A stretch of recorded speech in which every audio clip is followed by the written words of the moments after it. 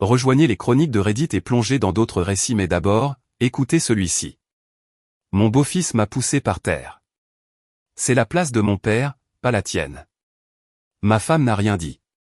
Je suis sorti sans dire un mot. Cette nuit-là, tout a changé.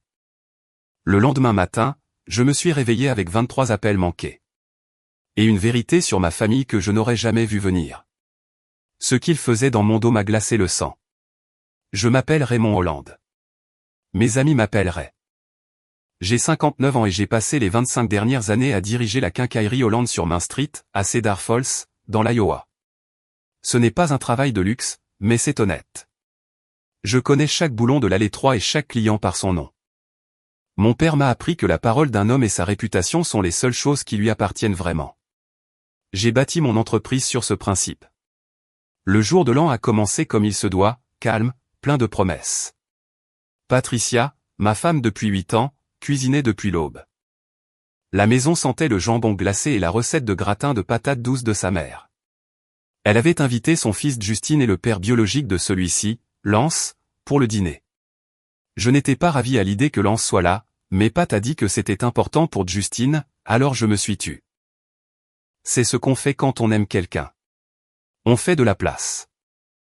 Justine est arrivée le premier, les épaules en arrière, avec cette arrogance dans sa démarche comme si le monde lui devait quelque chose. 30 ans, et il agissait toujours comme un gamin qui n'a jamais été choisi en premier. Lance est arrivé 20 minutes plus tard, bruyant, confiant, remplissant l'embrasure de la porte comme s'il était le maître des lieux. Pat a souri plus largement quand Lance est entré qu'elle ne l'avait fait de toute la matinée. Je l'ai remarqué, mais je n'ai rien dit. Nous nous sommes assis pour manger. J'ai pris ma place habituelle en bout de table, celle que j'occupais à chaque fête depuis 8 ans. Celle où s'assoit l'hôte. Justine m'a arrêté net. Attends, a-t-il dit, la main agrippant le dossier de ma chaise. Je l'ai regardé, confus. Qu'est-ce qui ne va pas? Il a fait un signe de tête vers Lance comme s'il présentait un membre de la royauté. C'est la place de mon père, pas la tienne. La pièce est devenue silencieuse. Les fourchettes se sont figées en l'air. Quelqu'un a retenu son souffle. Patricia fixait son assiette comme si le motif avait besoin d'être compté. J'ai attendu qu'elle dise quelque chose. N'importe quoi. Elle ne l'a pas fait. Justine m'a bousculé. Pas un petit coup. Une vraie poussée à 2 mains sur ma poitrine. La chaise a raclé vers l'arrière. Mon talon s'est pris dans le tapis et je suis tombé lourdement. Une douleur a traversé ma hanche. Vive et brûlante. Je suis resté allongé là, sur le sol, regardant le plafond, avec un goût métallique dans la bouche. Personne n'a bougé pour m'aider à me relever. Lance n'a même pas sourcillé. Justine se tenait au-dessus de moi, respirant fort comme s'il avait retenu ça pendant des années. Je me suis relevé lentement, en prenant appui sur la table. J'ai regardé Patricia une dernière fois. Elle refusait toujours de croiser mon regard. Alors, j'ai hoché la tête une fois et je suis sorti. Je n'ai pas claqué la porte. Je n'ai pas crié. Je suis juste parti. Le froid m'a frappé comme un mur. Je me suis assis dans mon camion, les mains sur le volant, regardant mon souffle embuer le pare-brise. Par la fenêtre, je pouvais les voir bouger à l'intérieur, se rasseoir, rire comme si de rien n'était. J'ai conduit jusqu'à chez moi, la maison que je possédais avant même de rencontrer Patricia. J'ai enlevé ma chemise tachée, j'ai examiné l'échymose qui s'étendait déjà sur ma hanche, et je me suis assis dans mon fauteuil inclinable avec une poche de glace. Mon téléphone a commencé à vibrer. Patricia, j'ai laissé sonner. Justine, sonnerie. Lance, sonnerie. Je n'ai répondu à aucun d'entre eux. Non pas parce que je voulais me venger. Mais parce que si j'ouvrais la bouche, je n'étais pas sûr de dire quoi que ce soit qui vaille la peine d'être entendu. Cette nuit-là, j'ai à peine dormi. Quand j'y suis enfin parvenu, ce fut par bribes, un sommeil haché et agité. Le lendemain matin, mon téléphone s'est illuminé comme un feu d'artifice. 23 appels manqués. Je me suis tenu à la fenêtre de ma cuisine avec un café froid à la main et j'ai regardé le quartier se réveiller. Les portes de garage s'ouvrant, les voitures reculant, la vie ordinaire avançant comme si le sol ne venait pas de se dérober sous mes pieds. Quelque chose avait changé. Quoi qu'il se soit passé après mon départ, ça avait trouvé le moyen de revenir jusqu'à moi. Et ce n'était pas fini. Je n'ai pas répondu au téléphone ce matin-là. Les 23 appels manqués restaient là comme une pile de factures impayées, lourdes de tout ce qu'ils portaient. Je les ai laissés. J'ai fait du café frais et je suis resté au comptoir de ma cuisine à écouter la maison se tasser. La chaudière s'est mise en route. Le réfrigérateur a bourdonné. Des sons normaux qui me rappelaient que j'étais toujours debout. J'ai fait défiler le journal des appels. Patricia 5 fois, Justine 4, Lance 2, puis un numéro que je ne connaissais pas.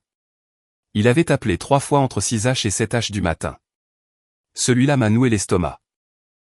J'ai appuyé sur la messagerie vocale. Monsieur Hollande, c'est Denise Carter de la First Community Credit Union. Nous devons discuter d'une affaire urgente concernant votre compte. Veuillez nous rappeler dès que possible. Urgent? Ce mot n'est pas utilisé à la légère, à moins que quelqu'un ait besoin que vous agissiez vite ou prudemment. J'ai attrapé mon manteau et mes clés sans m'asseoir pour y réfléchir. Réfléchir avait déjà fait assez de dégâts. La coopérative de crédit était à 10 minutes de là, le parking à moitié vide sous un ciel gris qui semblait retenir son souffle. Je me suis assis dans mon camion pendant un moment, sentant la douleur dans ma hanche, puis je suis entré. Denise m'a accueilli dans le hall avec un sourire qui se voulait professionnel, mais sans feindre que c'était une procédure de routine. Elle m'a conduit dans un petit bureau qui sentait le toner et le café brûlé. « Merci d'être venu si vite », a dit Denise en faisant glisser un dossier sur le bureau. Il y a une ligne de crédit personnel qui a été ouverte il y a 9 mois. Vous y figurez comme l'emprunteur principal. 2 paiements ont été manqués. C'est ce qui a déclenché l'alerte.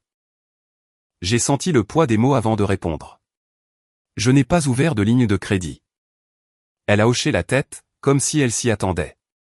Le dossier comprend votre nom et une signature qui vous est attribuée. Elle a tourné la page pour que je puisse la voir de l'autre côté du bureau. Elle y ressemblait assez. L'inclinaison m'était familière. La façon dont les lettres se connectaient. Mais quand je me suis penché, j'ai pu voir que c'était faux. Trop soigné à des endroits où j'étais toujours rapide. Trop lâche là où j'étais précis. Ce n'est pas ma signature, ai-je dit. Denise n'a pas réagi. Elle a mis la main dans un tiroir et a posé un formulaire sur le bureau. Déclaration d'utilisation non autorisée. Si vous signez ceci, nous ouvrons une enquête pour fraude. Un enquêteur vous contactera. Nous comparerons les signatures, examinerons les accès, documenterons les chronologies. Cela peut avoir de graves conséquences pour quiconque a soumis les documents. Je me suis adossé et j'ai regardé les dalles du plafond. J'ai pensé aux yeux de Patricia fixés sur son assiette, aux mains de Justine sur ma poitrine, à toutes les fois où l'on m'a demandé d'arrondir les angles, parce que c'est la famille. Je ne prends pas cette décision sous le coup de la colère, ai-je dit, je la prends parce que mon nom a une valeur. J'ai signé. Le stylo a bougé comme il l'avait toujours fait. Sans aucune hésitation. Dès que l'encre a séché, mon téléphone a vibré. Patricia. Denise y a jeté un coup d'œil. Vous n'êtes pas obligé de répondre ici. Je sais, ai-je dit. Je n'ai pas répondu. Dehors. Je me suis assis dans mon camion et j'ai écouté le moteur tourner au ralenti. Mon téléphone a vibré à nouveau. Cette fois, c'était Justine. Puis un message vocal est arrivé. Je l'ai écouté. Ray, écoute, a dit Justine, la voix tendue. Il y a ce truc stupide avec la banque. Ils ont gelé mon compte.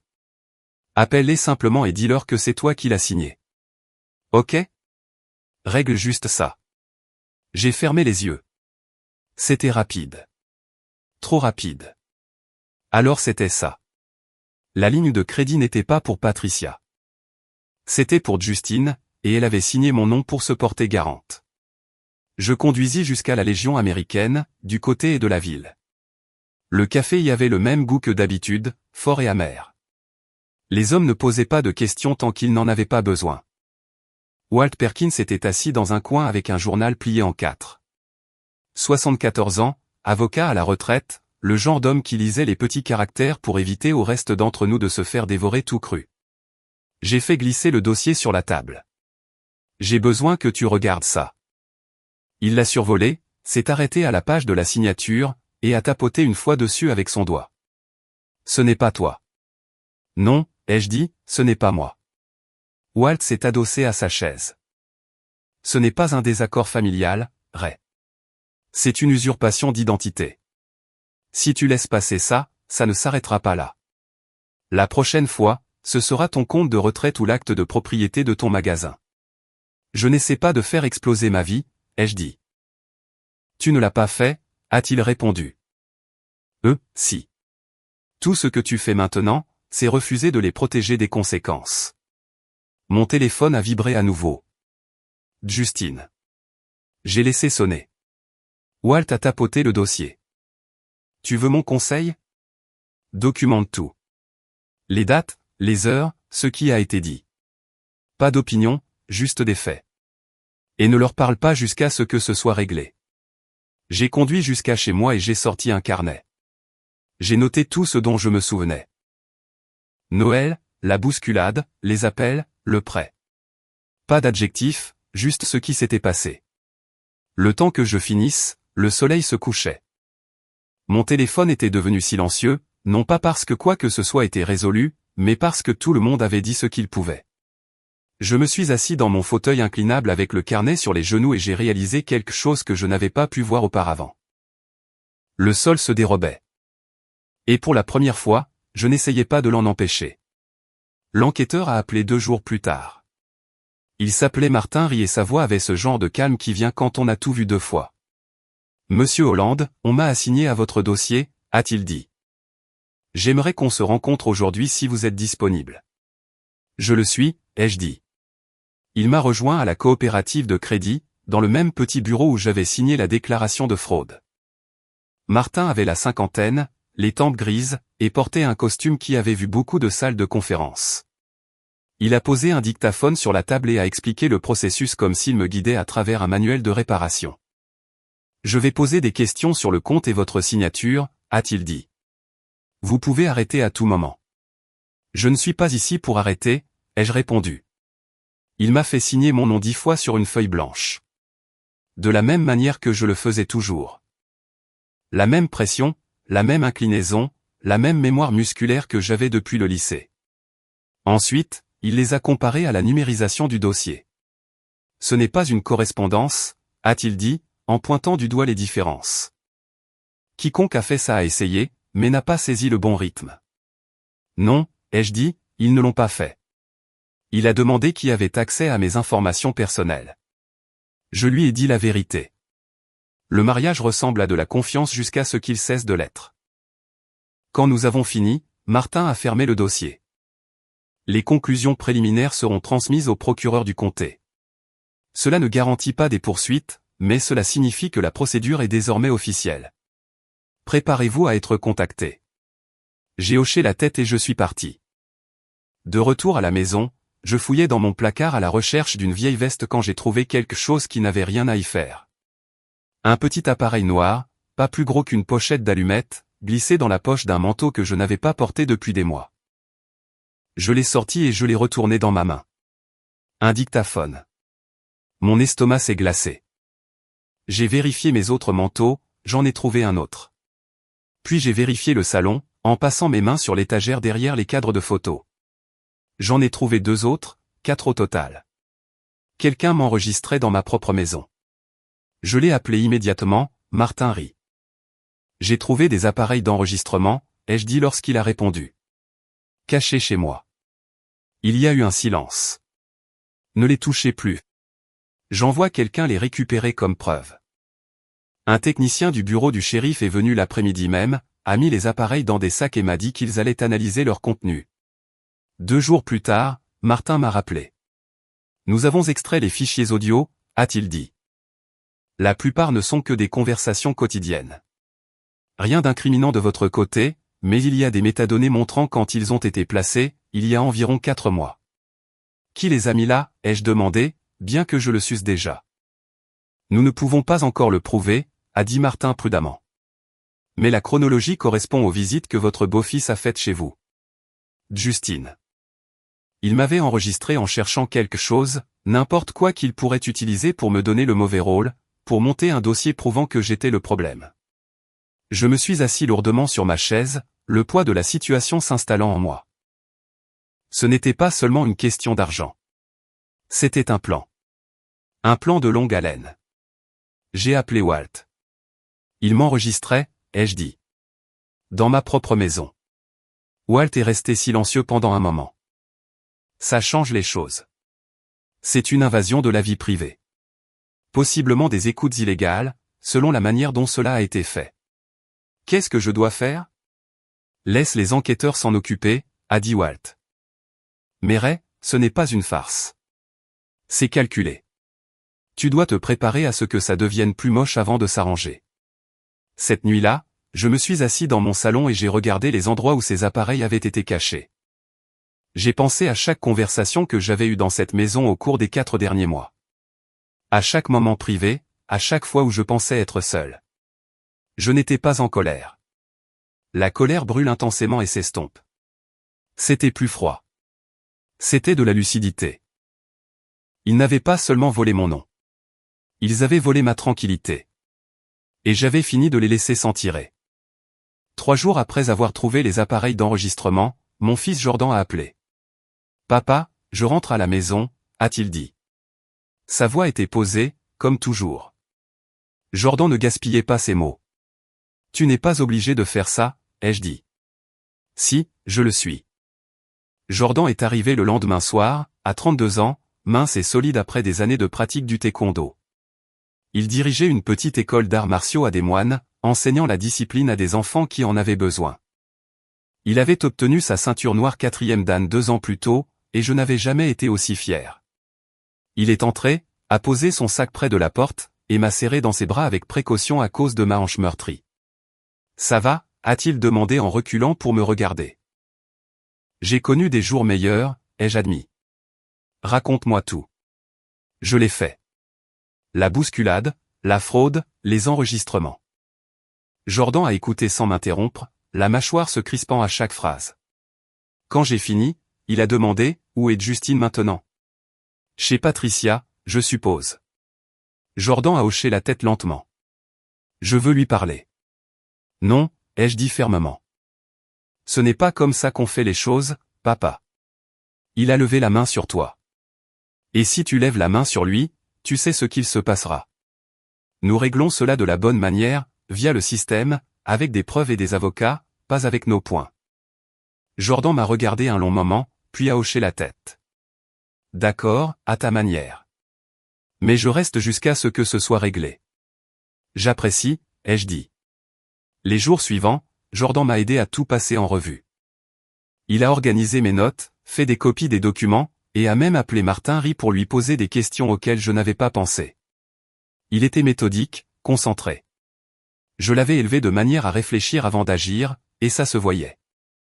Le 4e jour, nous sommes tombés sur Justine à l'épicerie. Ce n'était pas prévu. Je prenais du café. Jordan prenait du lait.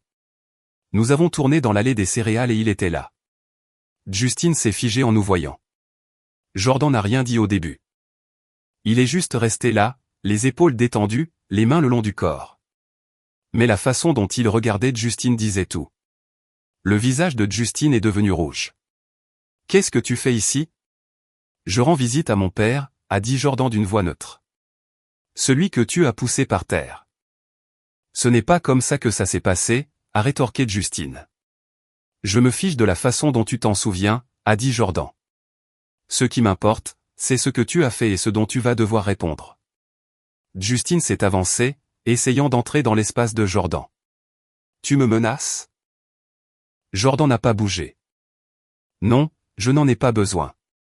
La justice va très bien s'occuper de toi. » J'ai posé une main sur l'épaule de Jordan.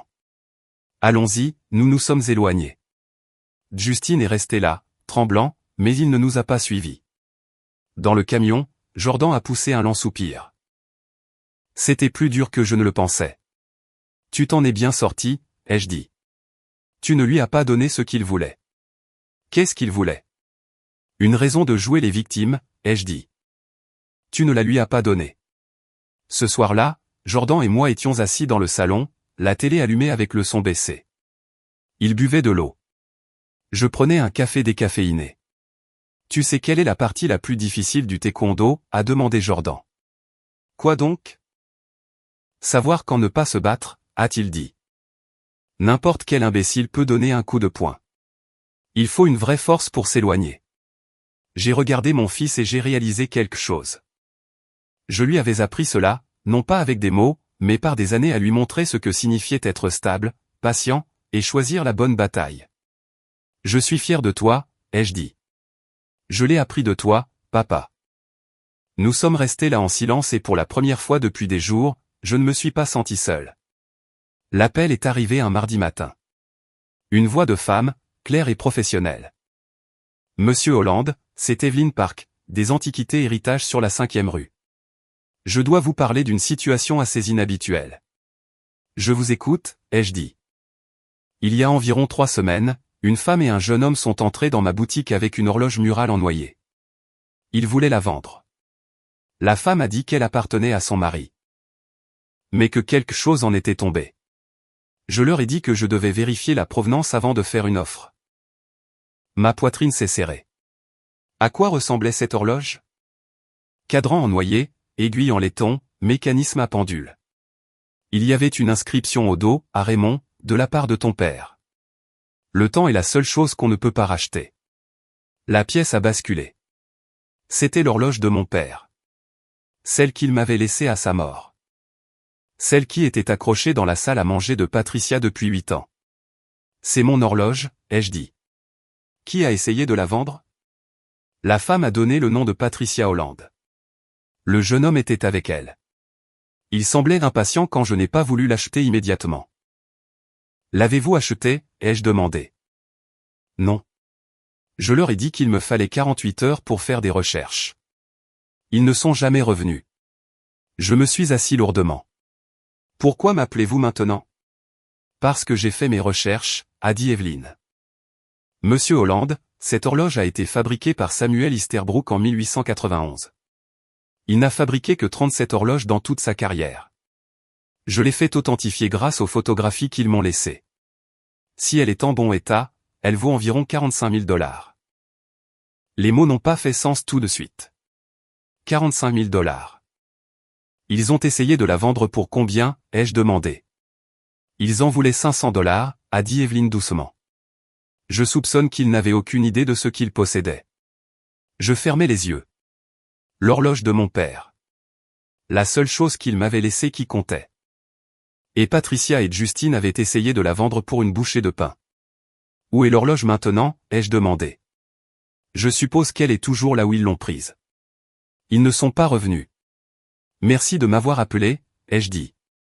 Je vais m'en occuper. J'ai raccroché et j'ai immédiatement appelé Walt. Ils ont essayé de vendre l'horloge de mon père, ai-je dit. Celle de la maison. Elle vaut 45 000 $. Walt est resté silencieux un moment. Ont-ils réussi? Non. L'antiquaire a eu des soupçons. Ray, tu dois récupérer cette horloge aujourd'hui avant qu'elle ne disparaisse. J'ai appelé Jordan. On va chez Patricia. 20 minutes plus tard, nous nous sommes garés devant la maison dont j'avais aidé à payer l'hypothèque pendant 8 ans. La maison où j'avais accroché cette horloge de mes propres mains. J'ai frappé. Patricia a répondu, le visage pâle quand elle m'a vu. Ray, je ne pense pas que ce soit le bon moment, a-t-elle dit. Je suis là pour l'horloge de mon père, ai-je dit. Quelle horloge? Mais ses yeux ont sillé vers la salle à manger. Celle que tu as essayé de vendre aux Antiquités Héritage il y a 3 semaines. Son visage est devenu blanc. Je ne sais pas de quoi tu parles. Si, tu le sais. Evelyn Park m'a appelé. Elle m'a tout raconté. La main de Patricia a commencé à trembler. Justine a dit que c'était juste une vieille horloge. Il a dit qu'on pourrait en tirer quelques centaines de dollars. Elle vaut 45 000 $, ai-je dit. Et vous n'aviez pas le droit de la vendre. Justine est apparue derrière elle. Tu ne peux pas juste entrer ici et exiger des choses. Jordan s'est avancé. C'est sa propriété. Vous avez essayé de vendre un bien volé. Elle était dans la maison, a dit Justine. Une maison où je ne vis plus, ai-je dit. Cette horloge m'appartient. Je la veux maintenant. Patricia a commencé à pleurer. Elle est dans le garage. Nous ne l'avons pas vendue. Je te le jure. Je l'ai ignorée et suis passé devant elle, Jordan derrière moi. Dans le garage, recouverte d'un drap, se trouvait l'horloge de mon père. J'ai passé ma main sur le cadre en noyer pour vérifier s'il était endommagé. Elle était poussiéreuse mais intacte. Jordan et moi l'avons portée jusqu'à mon camion. Pendant que nous la chargions, Justine est sortie. « Tu vas vraiment tout prendre, n'est-ce pas ?» a-t-il dit. Je l'ai regardé. « Je prends ce qui est à moi. » Nous n'avons pas essayé de voler. Nous ne l'avons pas volé. Vous avez essayé de vendre quelque chose qui ne vous appartenait pas, ai-je dit.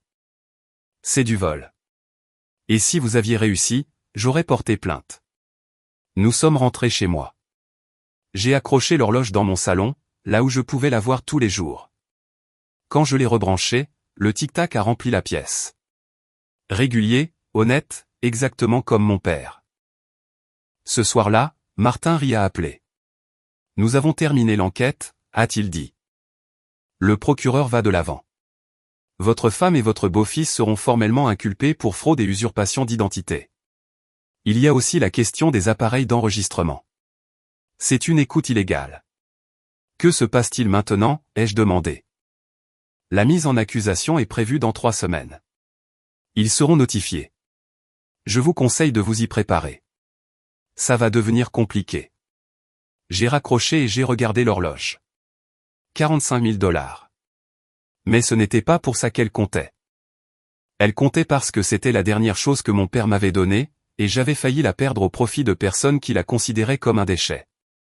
Jordan était assis en face de moi. « Ça va, papa ?» « Oui, ai-je dit. »« Ça va. » La mise en accusation était fixée à un jeudi matin. Je portais un costume que j'avais acheté pour les funérailles de mon père et que je n'avais pas porté depuis. Jordan m'a accompagné, calme et solide. Le palais de justice sentait la cire pour le sol et le vieux papier. Patricia était assise sur un banc à l'extérieur de la salle d'audience, Justine à ses côtés. Elle avait l'air plus petite que dans mes souvenirs. Justine fixait le sol. Quand ils ont appelé notre affaire, nous sommes entrés dans la salle d'audience. Le juge était une femme d'une 60aine d'années, avec des cheveux gris acier et des yeux à qui rien n'échappait. Le procureur a exposé les charges. Fraude, usurpation d'identité, écoutes illégales. L'avocat de Justine, un jeune gars dans un costume mal coupé, a essayé de faire passer ça pour un malentendu. Votre honneur, il s'agit d'une affaire de famille qui a pris des proportions démesurées, a-t-il dit. La juge a levé la main. Je déciderai de ce qui est proportionné après avoir entendu les preuves. Le procureur a appelé Evelyne Park à la barre. Elle a témoigné au sujet de l'horloge, de la tentative de vente, et de l'absence de preuves de propriété. Ensuite, Martin Rie a pris la barre pour expliquer l'analyse de la signature et les appareils d'enregistrement. Quand mon tour est venu, j'ai fait simple. J'ai dit la vérité, sans embellissement. L'avocat de Justine s'est levé pour le contre-interrogatoire. Monsieur Hollande, n'est-il pas vrai que vous et votre femme aviez des désaccords financiers? Nous avions des désaccords, ai-je dit. Mais je ne lui ai jamais donné la permission d'utiliser mon nom pour un crédit. Et ces appareils d'enregistrement, n'auraient-ils pas pu être placés par quelqu'un d'autre? Les métadonnées montrent qu'ils ont été placés pendant les visites de mon beau-fils chez moi. Je n'avais pas d'autres visiteurs. L'avocat s'est rassis. Puis le procureur s'est levé. Votre honneur, il y a un dernier point à aborder. Il a fait glisser un document jusqu'au juge, puis en a remis une copie à l'avocat de Justine. Je ne pouvais pas voir de quoi il s'agissait, mais le visage de Justine est devenu blême. Qu'est-ce que c'est, a demandé la juge. Une vérification des antécédents de Lance Hartman, le père biologique de Justine Hollande, a dit le procureur. Lance. Je l'avais presque oublié. Monsieur Hartman a purgé 8 ans dans une prison fédérale pour fraude électronique et usurpation d'identité, a poursuivi le procureur. Libéré en 2015. Il a des antécédents documentés où il enseignait ces mêmes techniques à des associés. La salle d'audience est devenue silencieuse. La juge a regardé Justine. Votre père biologique est un fraudeur condamné. L'avocat de Justine s'est levé. Votre honneur, mon client n'est pas responsable du passé criminel de son père. Non, a dit la juge. Mais cela établit un modèle. Cela suggère où il a appris ses compétences. Elle s'est tournée vers Patricia. Madame Hollande, Étiez-vous au courant du casier judiciaire de Monsieur Hartman? La voix de Patricia n'était qu'un murmure. Oui. Et vous l'avez autorisé à côtoyer votre fils? Et à fréquenter la maison de votre mari? Je pensais qu'il avait changé, a dit Patricia. La juge a secoué la tête. Il ne s'agit pas d'un malentendu familial. C'est une fraude coordonnée. La caution est fixée à 50 000 $ chacun. Date du procès dans 60 jours. Le marteau a frappé. Dehors, Jordan et moi nous tenions dans le parking. Patricia et Justine étaient conduits vers le bureau d'un garant de caution de l'autre côté de la rue. Tu étais au courant pour le casier de Lance, a demandé Jordan. Non, ai-je dit. Mais tout prend sens maintenant. Absolument tout. Nous sommes allés à la Légion américaine. Walt nous attendait avec du café. Comment ça s'est passé, a-t-il demandé. Le procureur a découvert que le père de Justine est un fraudeur condamné, ai-je dit. Walt a hoché la tête lentement. Ça change l'histoire. Ce n'est pas une femme désespérée qui aide son fils. C'est un schéma de comportement enseigné par un criminel de carrière. Patricia le savait, ai-je dit. Elle savait ce qu'était Lance et elle l'a quand même ramené dans leur vie. Et dans la tienne, a ajouté Walt. Je suis resté assis avec mon café, en repensant à tous les dîners, toutes les fêtes, toutes les fois où j'avais accueilli Lance chez moi parce que Patricia me l'avait demandé. J'avais hébergé un criminel sans le savoir. Qu'est-ce qui se passe maintenant, ai-je demandé. Tu te prépares pour le procès, a répondu Walt. Et tu acceptes le fait que la femme que tu as épousée n'est pas celle que tu croyais. Cette nuit-là, je me suis assis sous l'horloge de mon père et j'ai écouté son tic-tac. Régulier et fidèle, tout comme il l'avait toujours été. Jordan était assis en face de moi. Tu as pris la bonne décision, papa. Ça n'en a pas l'air, ai-je dit.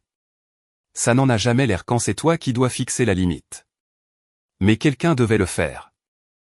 J'ai regardé mon fils et j'ai réalisé qu'il avait raison. Quelqu'un devait dire non. Quelqu'un devait arrêter de les protéger des conséquences. Ce quelqu'un, c'était moi. 2 semaines après la mise en accusation, Jordan m'a montré son téléphone au petit déjeuner. Papa, il faut que tu vois ça. C'était la page Facebook de Justine. Des publications publiques, des dizaines, toutes datant de la semaine dernière. Mon beau-père m'a maltraité pendant des années. Personne ne me croyait. Maintenant, il essaie de détruire ma vie parce que je lui ai enfin tenu tête. Une autre publication. Réoland est un homme violent qui a terrorisé notre famille. Demandez à n'importe qui le connaissant. Il a levé la main sur moi à plusieurs reprises. Encore une autre. Je dis ma vérité. Réoland est un prédateur qui se cache derrière la réputation de son entreprise. J'ai senti ma tension artérielle grimper en flèche. Chaque mot était un mensonge. Je n'avais jamais levé la main sur Justine. Je n'avais jamais haussé la voix contre lui au-delà des désaccords normaux. C'était de l'invention pure et simple. Il y a autre chose, a dit Jordan en faisant défiler l'écran. Il avait posté des photos, d'anciennes photos de famille datant de fêtes et d'anniversaires, mais Justine les avait légendées avec des mensonges. Photos prises une semaine après qu'il m'a poussé contre un mur. Obligé de sourire pour la caméra tout en vivant dans la peur. Les commentaires s'accumulaient en dessous.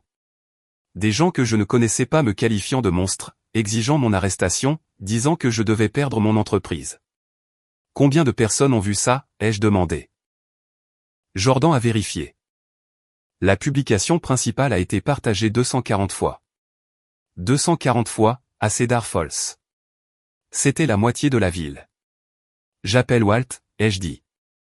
1 heure plus tard, nous étions assis dans le salon de Walt. Il a lu les publications avec ses lunettes de lecture sur le bout du nez, son expression s'assombrissant à chaque balayage de l'écran. C'est de la diffamation, a-t-il dit. De la diffamation écrite, plus précisément. De fausses déclarations publiées pour nuire à ta réputation. Peut-on faire quelque chose, ai-je demandé. Oui. Nous pouvons le poursuivre pour diffamation. Mais Ray, il faut que tu comprennes ce que ça implique. Ça va être public, ça va être cher, et ça va devenir moche. Jordan a pris la parole. Il a déjà rendu ça public. Il a déjà rendu ça moche. Walt l'a regardé, puis m'a regardé. Le garçon a raison. Rester silencieux maintenant, c'est laisser les mensonges se propager. Tu dois riposter. Alors ripostons, ai-je dit. Walt a rédigé une lettre de mise en demeure l'après-midi même. Le soir, elle était remise à Justine et à son avocat. La lettre exigeait que Justine supprime toutes les publications, publie une rétractation publique, et s'abstienne de faire d'autres fausses déclarations. La réponse de Justine est arrivée 2 jours plus tard. Il a supprimé les publications mais a posté un dernier message. Mon avocat dit que je ne peux plus parler de cette affaire. Mais la vérité éclatera. Ce n'était pas une rétractation. C'était s'enfoncer encore plus. Walt a intenté une action civile pour diffamation le lendemain matin. 100 000 $ de dommages et intérêts. Atteinte à la réputation professionnelle. Préjudice moral. La totale. 3 jours plus tard, j'ai perdu mon premier client. Greg Paulson achetait ses fournitures chez Holland Hardware depuis 15 ans. Il est entré, avait l'air mal à l'aise, et a dit « Ray, je dois faire mes affaires ailleurs pendant quelque temps. » Pourquoi, ai-je demandé, bien que je le susse déjà. Ma femme a vu ces publications avant qu'elles ne soient supprimées. Elle pense. Eh bien, elle pense qu'il y a peut-être un fond de vérité.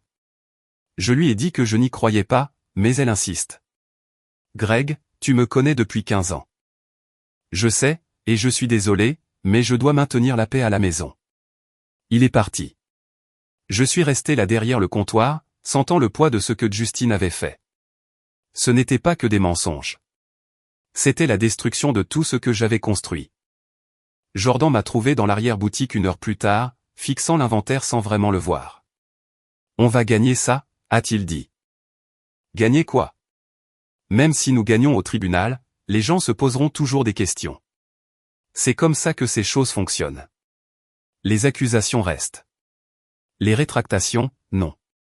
Alors on fait en sorte que la rétractation reste, a dit Jordan. On la rend plus forte que l'accusation. Cette nuit-là, je n'ai pas pu dormir. Je suis resté allongé à penser à mon père, à la quincaillerie qu'il m'avait aidé à ouvrir 25 ans plus tôt. À la réputation que j'avais bâtie, une transaction honnête à la fois. Justine avait essayé de tout réduire en cendres avec des mensonges. Mais je n'allais pas le laisser faire. Le lendemain matin, j'ai fait quelque chose que je n'avais jamais fait auparavant. J'ai enregistré une vidéo sur mon téléphone et je l'ai publiée sur la page Facebook de la quincaillerie. Je m'appelle Raymond Holland, ai-je dit à la caméra. Certains d'entre vous ont peut-être vu des publications à mon sujet récemment. Des publications affirmant que j'ai maltraité mon beau-fils. Ces publications sont des mensonges. De pures inventions. Je n'ai jamais maltraité personne. Je suis actuellement impliqué dans une affaire judiciaire parce que mon beau-fils et sa mère ont commis une fraude en utilisant mon identité. Plutôt que de faire face aux conséquences. Il a choisi d'attaquer mon caractère avec de fausses accusations. J'ai déposé une plainte pour diffamation. La vérité éclatera au tribunal. D'ici là, je voulais que vous l'entendiez de moi directement. J'ai servi cette communauté pendant 25 ans avec honnêteté et intégrité. Cela n'a pas changé. Je l'ai publié. En moins d'1 heure, il y avait eu 50 commentaires, la plupart encourageants, certains sceptiques, mais au moins ma voix faisait maintenant partie de la conversation. Jordan était assis à côté de moi alors que nous regardions les commentaires affluer. « Tu as bien fait, papa » a-t-il dit. « Je l'espère » ai-je répondu. Parce qu'une fois que tu descends dans l'arène, il n'y a pas de retour en arrière. Le procès était prévu dans 6 semaines quand tout a éclaté. Jordan et moi quittions le palais de justice après une audience préliminaire. Juste des trucs de routine, des motions de procédure, rien de dramatique. Nous avons traversé le hall, poussé les portes vitrées et nous sommes dirigés vers le parking. C'est là que je les ai vus. Justine et Lance, debout près d'une camionnette, en train de fumer des cigarettes. Ils nous ont vus au même moment. Justine a jeté sa cigarette et a commencé à marcher vers nous. Lance a suivi. « Le voilà » a dit Justine d'une voix forte. « L'homme qui essaie de détruire ma vie. » J'ai continué à marcher. « Je ne vais pas faire ça ici, Justine. »« Tu n'as pas le droit de m'ignorer » a-t-il dit en se plaçant devant moi. Jordan s'est interposé entre nous. « Recule » a dit Jordan. « Sinon quoi » a dit Justine en se plantant face à lui. « Tu vas me frapper » Vas-y, fais-moi un autre procès. Personne ne frappe personne, ai-je dit. Écartez-vous. Lance a pris la parole derrière Justine. Tu penses que tu es meilleur que nous, n'est-ce pas? Tu te promènes comme si la ville t'appartenait. Je pense que je suis un homme qui ne commet pas de fraude, ai-je dit. Le visage de Justine est devenu rouge. Espèce de sale moralisateur. Il a poussé Jordan violemment, des deux mains sur la poitrine. Ce fut son erreur. Jordan n'a pas poussé en retour. Il n'en a pas eu besoin. Des années d'entraînement au taekwondo lui avaient enseigné le contrôle, la précision, l'économie de mouvement. Justine est revenue à la charge, lançant un coup de poing à l'aveuglette. Jordan a fait un pas de côté, a attrapé le bras de Justine et a utilisé son propre élan pour le déséquilibrer. Justine a trébuché, a essayé de se rattraper, et a lancé un autre coup. Jordan l'a bloqué, s'est glissé sous la garde de Justine, et lui a asséné une frappe de la paume de la main au plexus solaire. Pas un coup de poing, une poussée, mais placée exactement au bon endroit, avec l'exacte force nécessaire. Le souffle de Justine l'a quitté dans un râle. Il s'est plié en deux, haletant, et est tombé à genoux. Toute la scène a duré environ 3 secondes. Lance a voulu s'avancer, mais je me suis interposé. Ne fais pas ça. Il s'est arrêté, regardant Justine à terre, puis Jordan, qui se tenait debout, calme et prêt. Vous avez fini, ai-je dit à Lance. Prends-le et partez. Un agent de sécurité du palais de justice est arrivé en courant, radio à la main. Que se passe-t-il ici? Cet homme a agressé mon fils, ai-je dit en pointant Justine, qui était toujours à terre, essayant de reprendre son souffle. Il y a des caméras partout sur ce parking. Vérifiez-les. Le garde a regardé Jordan. Vous l'avez frappé. Légitime défense, a dit Jordan. Il m'a poussé en premier, puis m'a attaqué à coups de poing. Je me suis défendu. Un autre garde est apparu et ils nous ont séparés. 20 minutes plus tard, nous étions dans un bureau de la sécurité en train de visionner les images du parking. Elles montraient exactement ce qui s'était passé. Justine poussant Jordan. Justine essayant de le frapper. Jordan se défendant avec une force minimale. Le chef de la sécurité a regardé Justine. Voulez-vous porter plainte? Justine a secoué la tête, respirant toujours difficilement. Vous avez de la chance, a dit le garde. Ça aurait pu être considéré comme une agression. Sortez d'ici, et si je vous vois recommencer quoi que ce soit sur le terrain du tribunal, vous serez arrêté. Dehors, Jordan et moi sommes montés dans mon camion. Mes mains tremblaient sur le volant. Ça va, a demandé Jordan. Tu aurais pu être arrêté, ai-je dit. Mais je ne l'ai pas été, parce que j'ai gardé le contrôle. Parce que tu me l'as appris. Je t'ai appris à ne pas te battre. Tu m'as appris à me défendre sans devenir l'agresseur, a dit Jordan. C'est exactement ce que j'ai fait. Nous sommes allés à la Légion américaine. Walt y était, et je lui ai raconté ce qui s'était passé. Les caméras ont tout filmé, a-t-il demandé. Tout. Walt a souri d'un air sombre. Bien, parce que l'avocat de Justine va essayer de se servir de ça. Mais une preuve vidéo montrant Justine en train de donner le premier coup de poing. C'est de l'or. Ce soir-là, les informations locales ont diffusé un reportage. Altercation au palais de justice. Ils avaient les images. Ils ont interviewé l'agent de sécurité. Le jeune homme à la veste noire se défendait clairement, a déclaré le garde face à la caméra. L'autre individu était l'agresseur. Le jeune homme à la veste noire, c'était Jordan. J'ai regardé le segment d'actualité 3 fois. À chaque fois, je voyais mon fils faire exactement ce que je lui avais enseigné, contrôle, précision, défense sans agression. Jordan était assis à côté de moi. Tu sais ce que mon maître m'a dit quand j'ai obtenu mon 4e dan? Qu'a-t-il dit? Le plus haut niveau dans les arts martiaux, c'est de gagner sans combattre. Mais le deuxième plus haut niveau, c'est de gagner en donnant l'impression qu'on ne s'est pas battu du tout. Je l'ai regardé. Tu as fait en sorte que ça paraisse facile. C'est le but, a-t-il dit. Si ça a l'air difficile, c'est que tu t'y prends mal. Mon téléphone a vibré. Un texto de Walt. Les images des infos sont parfaites. La crédibilité de Justine vient d'en prendre un nouveau coup. Je l'ai montré à Jordan. Bien, a-t-il dit. Qu'il voit qui nous sommes vraiment. Cette nuit-là, j'ai mieux dormi que je ne l'avais fait depuis des semaines. Non pas parce que le combat était terminé, mais parce que je savais que mon fils assurait mes arrières. Et plus important encore, il assurait les siens. Je fermais la quincaillerie un jeudi soir quand je l'ai vu à travers la vitrine. Andrea, ma première femme, la mère de Jordan. Je ne l'avais pas vue depuis près de 3 ans. Elle avait vieilli, des fils gris parsemant ses cheveux noirs, mais elle bougeait toujours avec cette même assurance tranquille dont je me souvenais d'il y a 25 ans. J'ai déverrouillé la porte et je l'ai laissée entrer. Ray, a-t-elle dit. Sa voix n'avait pas changé. J'espère que ce n'est pas bizarre. C'est inattendu, ai-je dit.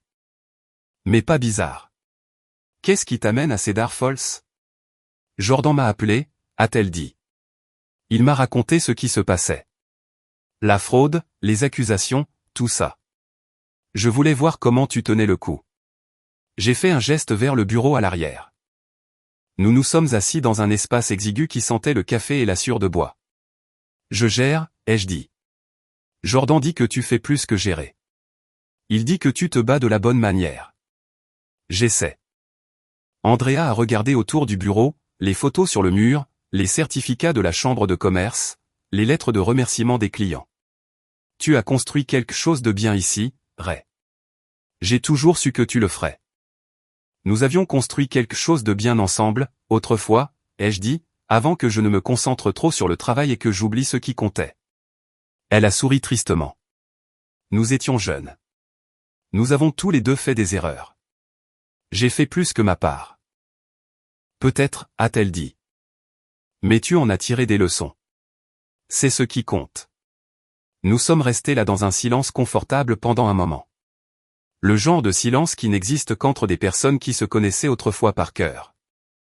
Jordan m'a aussi parlé de la maison que Patricia et Justine ont essayé de vendre dans ton dos, a dit Andrea. C'est ma maison, ai-je dit. Je la possédais avant d'épouser Patricia. Elle y vivait, c'est tout, et maintenant. Jordan veut l'acheter aux enchères de saisie comme investissement immobilier. Andrea a haussé un sourcil. Qu'en penses-tu? Je lui ai dit de ne pas le faire. Ça ressemblait plus à de la vengeance qu'à des affaires. Qu'a-t-il répondu? Il a dit que c'était les deux. Et que parfois, la vengeance et la justice se ressemblent selon l'angle sous lequel on les regarde. Andrea s'est adossé. Il n'a pas tort, mais je comprends pourquoi tu as dit non. Penses-tu que je devrais le laisser faire, ai-je demandé. Elle y a réfléchi. Je pense que Jordan a 32 ans. Il prend ses propres décisions. Et honnêtement, Ray, si cette maison doit de toute façon être vendue aux enchères, pourquoi ne pas la garder dans la famille? Tu pourrais l'utiliser pour quelque chose de bien plus tard. Je n'y avais pas pensé de cette façon. Tu as toujours vu les choses plus clairement que moi, ai-je dit. Pas plus clairement, juste différemment. Nous avons discuté pendant encore 1 heure de Jordan, de sa vie à Des Moines, de la quincaillerie, de tout ce qui s'était passé. Ça faisait du bien de parler à quelqu'un qui me connaissait avant tout ça. Quand elle s'est levée pour partir, elle a hésité. Ray, je sais que ça va paraître étrange, mais je suis fier de toi pour la façon dont tu gères tout ça. Beaucoup d'hommes auraient simplement baissé les bras ou se seraient emportés. Tu ne fais ni l'un ni l'autre. J'essaie juste de faire ce qu'il faut. C'est pour ça que je suis fier, a-t-elle dit. À la porte, elle s'est retournée. Jordan m'a invité à rester en ville pour quelques jours. Je suis au Hampton Inn. On pourrait peut-être dîner ensemble demain. Ça me plairait bien, ai-je dit.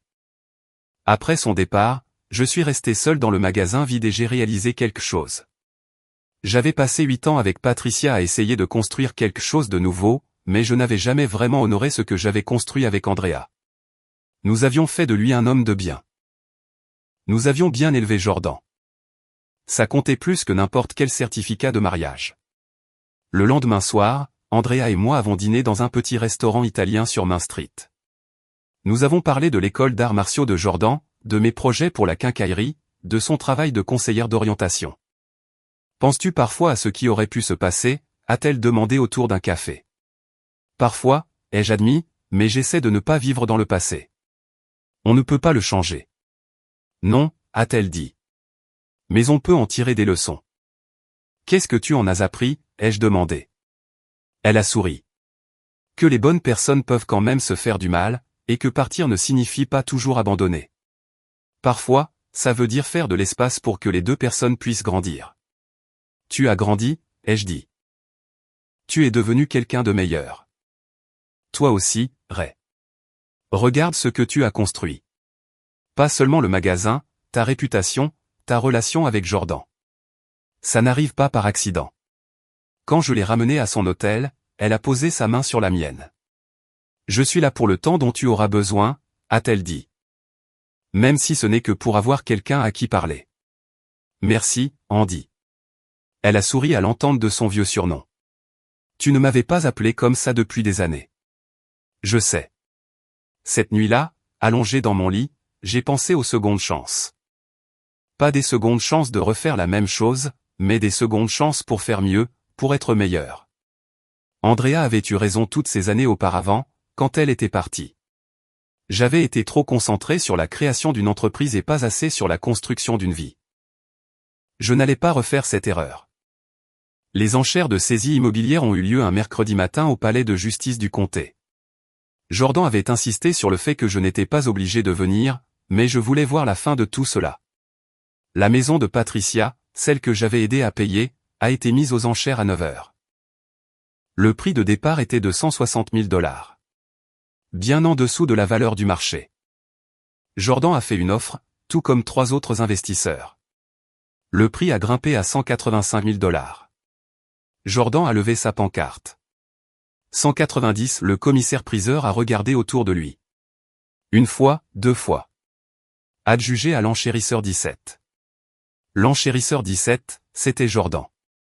Dehors, je lui ai demandé ce qu'il comptait en faire. La louer pour l'instant, a-t-il dit. Couvrir le prêt hypothécaire. Puis dans quelques années, peut-être la vendre. Ou peut-être que tu voudras en faire quelque chose. Comme quoi? Je ne sais pas, mais elle est à toi si jamais tu la veux. J'ai regardé mon fils et j'ai réalisé qu'il venait de me rendre la seule chose que Patricia et Justine avaient essayé de me prendre. Le contrôle. 2 semaines plus tard, le procès pénal a commencé. Il a duré 3 jours. Le procureur a présenté la fausse signature, les appareils d'enregistrement, la tentative de vente de l'horloge de mon père. L'avocate de Patricia a essayé de la dépeindre comme une femme désespérée essayant d'aider son fils. Le jury n'y a pas cru. Coupable de tous les chefs d'accusation. Patricia a été condamnée à 2 ans de probation et a reçu l'ordre de payer une restitution de 45 000 $ pour la tentative de vol de l'horloge. Justine a écopé de 18 mois dans la prison du comté pour fraude et écoutes illégales.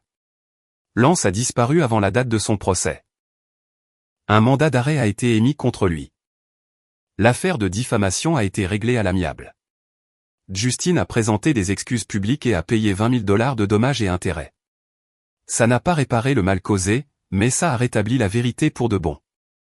Je me tenais sur les marches du palais de justice après la condamnation et j'ai ressenti quelque chose que je n'avais pas ressenti depuis des mois. La paix. Pas de la joie.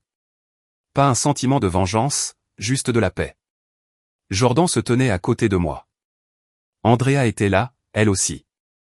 Elle était restée en ville pendant tout le procès, et nous nous étions vus, pas vraiment des rencarts, juste 2 personnes qui avaient mûri et appris des choses en passant du temps ensemble. « Ça va, papa ?» a demandé Jordan. « Oui, ai-je dit. »« Ça va. » 3 mois plus tard, j'ai reçu un appel d'une entreprise de l'Arizona. Ils voulaient racheter Holland Hardware et m'embaucher comme directeur régional. 6 succursales, 95 000 $ par an, plus les avantages. C'était le genre d'opportunité dont je rêvais 20 ans plus tôt. J'ai appelé Andrea ce soir-là. « Qu'en penses-tu » ai-je demandé. « Je pense que tu dois décider à quoi tu veux que ressemble ton prochain chapitre. Et si je disais que je voudrais qu'il ressemble à nous deux en train d'essayer à nouveau, plus vieux et plus sage cette fois-ci » Il y a eu un silence. Puis elle a dit, « Je dirais que je suis prête à essayer si tu le es. » L'Arizona, c'est loin de Des Moines, ai-je dit. Des Moines, c'est loin de Cedar Falls, a-t-elle répondu. La distance n'a jamais été le problème, Ray. Les priorités l'étaient. Alors ma priorité, c'est toi, ai-je dit. Si tu veux bien de moi. Laisse-moi y réfléchir, a-t-elle dit. 2 semaines plus tard, elle m'a rappelé. Je peux transférer ma licence de conseillère en Arizona. Et j'ai toujours eu envie de voir le désert. J'ai accepté l'offre d'emploi le lendemain. Jordan m'a aidé à emballer les affaires de la quincaillerie. Nous l'avons vendu à un jeune couple qui a promis de garder le nom. Ça comptait pour moi. Lors de mon dernier jour à Cedar Falls, je me tenais dans mon salon, l'horloge de mon père soigneusement enveloppée dans des couvertures. Jordan avait déjà chargé la plupart de mes affaires dans le camion de déménagement. « Tu es sûr de toi, papa ?» a-t-il demandé. « J'en suis sûr », ai-je dit. J'ai passé trop d'années à construire des choses pour les autres. Il est temps que je construise quelque chose pour moi-même. Avec Andy ? Il a souri. Bien. Elle te rend heureux. Nous avons chargé l'horloge dans mon camion. En m'éloignant de la maison, j'ai regardé dans le rétroviseur une dernière fois. Cedar Falls avait été bonne pour moi, mais l'Arizona m'appelait. Et cette fois, je répondais à l'appel en gardant les yeux ouverts et mes priorités en ordre. Andrea m'a rejoint à la frontière de l'État de l'Arizona. Nous avons fait le reste du trajet ensemble, parlant de meubles, de travail, et de la façon dont nous voulions que notre maison soit. Pas de fantôme cette fois, a-t-elle dit. Pas de fantôme, ai-je reconnu. Juste nous. L'horloge est désormais accrochée dans notre salon à Scottsdale. Son tic-tac régulier remplit l'espace. Constant et fidèle. J'ai 60 ans et j'ai enfin compris ce que mon père essayait de m'apprendre depuis le début. Le temps est la seule chose qu'on ne peut pas racheter. Alors, utilisez-le sagement. Utilisez-le pour les personnes qui comptent. Utilisez-le pour construire des choses qui durent. J'ai gaspillé 8 ans avec des gens qui me considéraient comme une ressource. Je ne vais pas gaspiller une seconde de plus.